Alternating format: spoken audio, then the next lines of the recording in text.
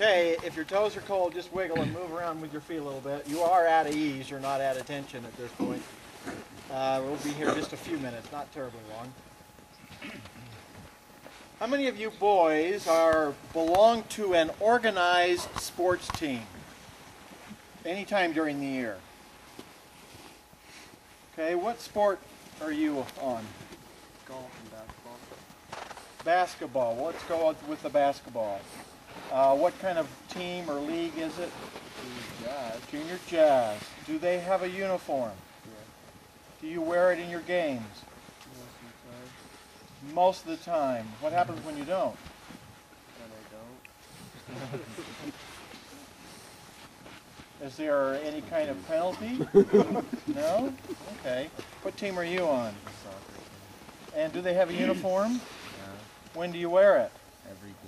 Every game? Yeah. Any exceptions? No. What happens if you don't wear your uniform? You can't play. You got it. That's the rule. Who else? So there was a hand down here. What team? Swim team. Swim team. Do they have a uniform? Gray swimming suit? Yeah. They have a uniform.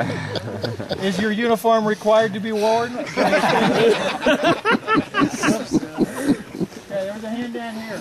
Team. I'm sorry. Yeah. Football team. Do they have uniform? When do you wear your uniform? What happens if you don't bring your uniform? You don't play. So tell me, young men and leaders, what's with your scout uniform? Don't bring it, you don't play.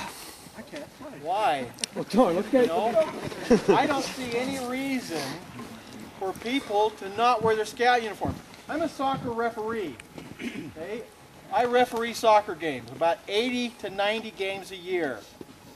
The rule is, no uniform, no play. No question about it. And yet, we come here and we got all but 2 of you in Levi's. Levi's are horrible in the snow, by the way. There's a reason for the scout uniform. And both adults and youth need to figure that out. What is the method? What is the purpose of the uniform? The example set by the adults, the example set by you to your fellow scouts and to younger people who see you. When you're on a scout activity, wear the uniform. When you have a scout night, wear the uniform. That's the game. You're in the game. Get in the game. Play the game. Be in uniform. The varsity scouts have a lot of choices. As you noticed last night, all of the staff had on their field shirts. Who's got a field shirt today? Tucker's got one. Tucker. Okay, for all of you older people, there's no A and B. Get rid of that thing. Whoever brought that up was misinformed. Don't call them that. Field shirt. Okay, that's one of the choices.